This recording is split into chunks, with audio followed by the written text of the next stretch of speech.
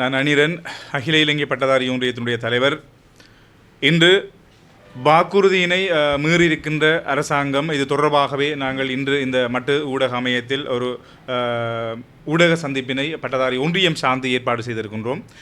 வாக்குறுதியினை மீறிய அரசாங்கம் என்கின்ற இந்த தலைப்பிலே தான் இன்றைய இந்த ஊடக சந்திப்பினை ஏற்பாடு செய்திருக்கின்றோம். அதாவது அனைவருக்கும் தெரியும், கடந்த 6 வருடங்களாக அபிவிருத்தி உத்தியோகர்களாக இணைக்கப்பட்டு ஆசிரியர் பணியினை ஆற்றிக்கொண்டு வருகின்ற இந்த பட்டதாரிகள் அவர்களுடைய நிரந்தர நியமனம் தொடர்பாக கடந்த 6 வருடங்கள் தொடர்ச்சியான முறையில் பல போராட்டங்கள், பல ஆர்ப்பாட்டங்களை நிகழ்த்தி கொண்டு வருகின்றார்கள். அதன் அடிப்படையில் தற்போது இருக்கின்ற அரசாங்கம் ஆட்சிக்கு வந்ததன் பிற்பாடு முதலாம் மாதம் 26ஆம் தேதி கொழும்பு ஜனாதிபதி செயலகத்துக்கு முன்பாக தீர்வு கிடைக்கும் வரையும் உண்ணாவிரதம் என்கின்ற அடிப்படையில் இந்த உண்ணாவிரத போராட்டத்தினை நடாத்தியிருந்தோம். அதன் அடிப்படையில் 5ஆம் நாள் நிறைவுற்றதன் பிற்பாடு ஜனாதிபதியினுடைய செயலாளரால் எங்களுக்கு ஜனாதிபதியோடு எமது விடயம் தொடர்பான ஒரு கலந்துரையாடலுக்கு அழைப்பு விடுக்கப்பட்டிருந்தது. அதன் அடிப்படையில் அந்த கலந்துரையாடலில் பட்டதாரி ஒன்றியம் சார்ந்தும் பாடசாலையில் இணைக்கப்பட்டிருக்கின்ற அபிவிருத்தி உத்தியோகர்களுடைய முக்கிய நிர்வாக உத்தியோகர்கள் சார்ந்தும் நாங்கள் அந்த கலந்துரையாடல் கிட்டத்தட்ட 2.5 மணித்தியாலங்கள் ஜனாதிபதிக்கும் எங்களுக்கும் இடையிலே கலந்துரையாடல் இடம்பெற்றிருந்தது. அந்த கலந்துரையாடலின் போது எமது நாட்டினுடைய கௌரவ ஜனாதிபதி அவர்கள் பல விடயங்களை, பல வாக்குறுதிகளை தந்திருந்ததோடு மாத்திரமல்லாமல் கடந்த 6 வருடங்களாக தீர்வொன்று கிடைக்கப்பெறாத எமது பிரச்சனைக்கு தீர்வொன்றினையும் வாக்குறுதி வாயிலாக தந்திருந்தார். ஆனால் எந்த ஒரு ஆவணங்களும் இதனூடாக எங்களுக்கு தரப்படவில்லை. அந்த வாக்குறுதிகள் இன்று வரை நிறைவேற்றப்படாமல் இருக்கின்றமை உண்மையிலே ஒரு படித்த சமூகம், அதேவேளை இந்த நாட்டிலே ஒரு முக்கியமான இடத்தில் ஒரு பதிவு செய்யப்பட்ட சங்கம் என்கின்ற அடிப்படையில் கூட நாங்கள் இதனை உண்மையிலே ஒரு கவலைக்குரிய விடயமாக நாங்கள் பார்க்கின்றோம். அன்றைய அந்த 2.5 மணித்தியாலங்கள் இடம்பெற்ற அந்த கலந்துரையாடலிலே எமது பிரச்சினைக்கான தீர்வுகள் 3 தீர்வுகள் எமது நாட்டினுடைய ஜனாதிபதி அவர்களால் முன்வைக்கப்பட்டிருந்தது. அதாவது முதலாவது வாக்குறுதி, 1 மாத காலத்துக்குள், உங்களுக்கு தெரியும், நாங்கள் ஏற்கனவே இந்த ஊடக சந்திப்பின் போது இந்த விடயம் தொடர்பாக நாங்கள் இந்த ஊடக சந்திப்பின் போது தெளிவுபடுத்தியிருக்கின்றோம், கதைத்திருக்கின்றோம். பாடசாலை இணைக்கப்பட்டிருக்கின்ற அபிவிருத்தி உத்தியோகர்கள் ஆசிரியர்களாக பணியாற்றியிருந்தாலும் அவர்களுடைய பதவி நியமனம் அபிவிருத்தி உத்தியோகர்களாக இருக்கும். அதே வேளை அவர்களுடைய பணி நேரம் 8 மணித்தியாலங்கள் இருக்கும். அதாவது 7:30 மணிக்கு அவர்கள் பாடசாலைக்கு சென்று 3:15 மணி வரையும் பாடசாலைகளில் தரித்திருந்ததன் பிற்பாடே வீடு செல்ல வேண்டும். இதுதான் அவர்களுடைய இந்த பணி நேரம்.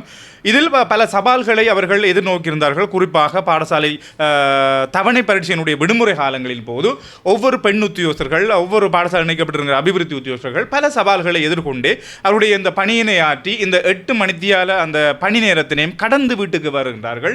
இது தொடர்பாக முதலில் நாங்கள் இந்த ஜனாதிபதி அவர்களிடம் நாங்கள் இந்த விடயத்தினை கூறியதன் போது அவர் கூறியிருந்த விடயம், 1 மாத காலத்திற்குள் இவர்களுக்கு ஆசிரியர்களுக்கு வழங்கப்படுகின்ற அந்த சலுகை, அதாவது 7:30 மணிக்கு அவர்கள் பாடசாலை செல்வார்களாக இருந்தால் 1:30 மணிக்கு அவர்கள் வீடு திரும்பலாம். அதேவேளை விடுமுறை காலங்களில் அவர்கள் பாடசாலைக்கு செல்ல வேண்டிய அவசியம் இல்லை. இது தொடர்பாக ஜனாதிபதியினுடைய செயலாளர் அவர்களோடு இந்த விடயம் தொடர்பாக கதைத்து 1 மாத காலத்துக்குள் இந்த சுற்று நிறுவத்தினை நாங்கள் வெளியிடுவதோடு மாத்திரமல்லாமல் இந்த விடயத்தினை நாங்கள் மிக விரைவாக நடைமுறைக்கு கொண்டு வருவோம் என்கின்ற அந்த வாக்குறுதி வழங்கப்பட்டிருந்தது.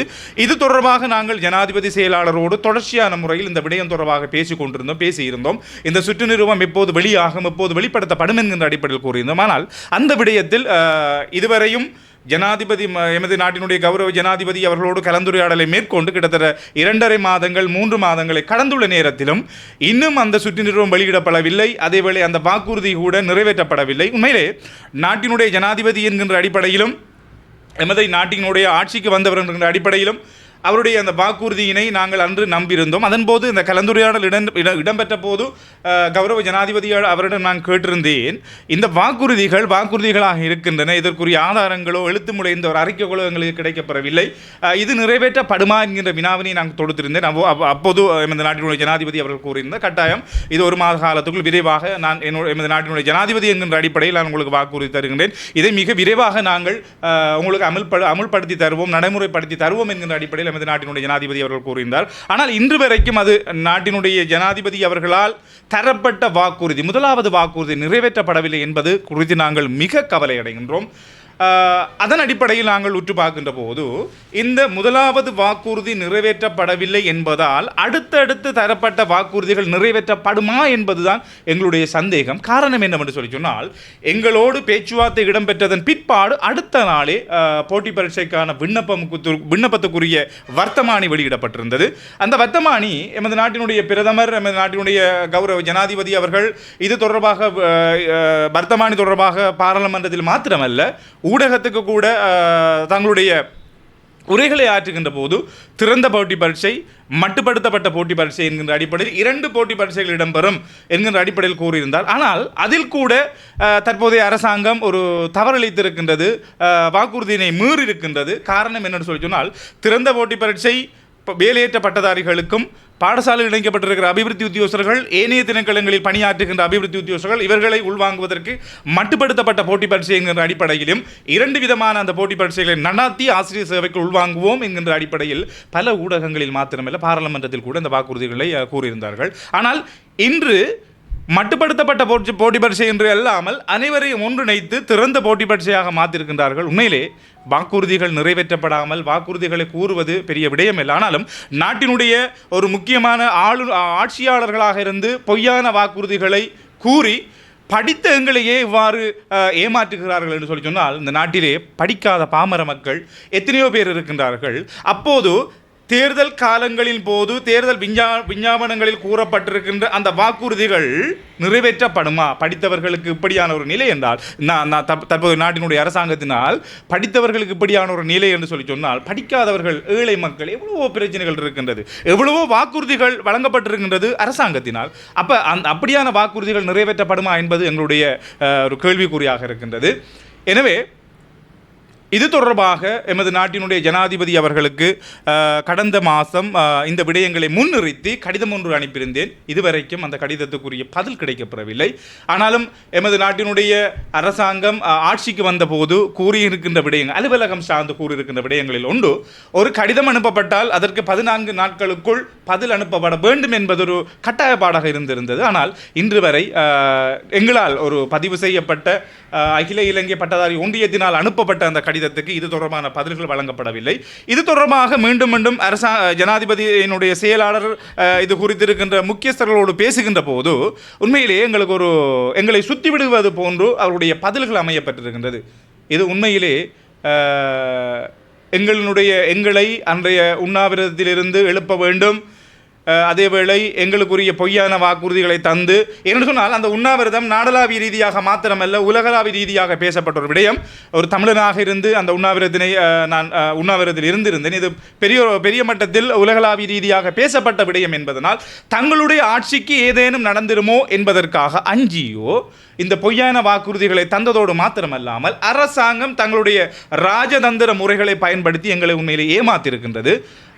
ஒன்றை நாங்கள் கூறிக்கொள்கின்றோம், இந்த ஏமாற்றம் என்பது எங்களை ஏமாற்றி தாங்கள் வெற்றி கண்டு பாடசாலை இணைக்கப்பட்டிருக்கிற அபிவிருத்தி உத்தியோகர்களுக்கு பொதுவாக, அதாவது இந்த 5ஆம் மாதம் 24ஆம் தேதி போட்டி பரீட்சை இடம்பெறப் போவதாக அவர்களுடைய அந்த நாட்குறிப்பேட்டில் வெளிப்படுத்தியிருக்கின்றார்கள். அவ்வாறு எங்களை ஏமாற்றி இந்த போட்டி பரீட்சையை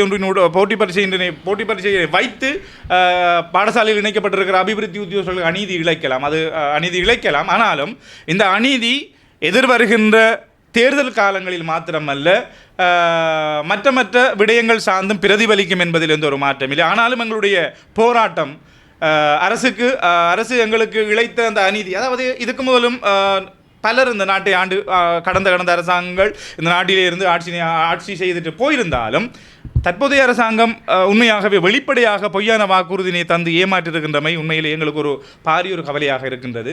இன்னொரு விடயம், இந்த சமூகத்துக்கு மாத்திரமல்ல, இந்த சமூக வலைத்தளங்களுக்கு மாத்திரமல்ல, படித்த பலருக்கும் ஒரு விடயங்களை நான் தெளிவுபடுத்த விரும்புகிறேன். என்னென்னு சொல்லி சொன்னால், எங்கள் குறித்து பாடசாலை இணைக்கப்பட்டிருக்கின்ற அபிவிருத்தி உத்தியோகர்கள் குறித்து ஒரு விடயம் ஒன்று நிலவுகின்றது.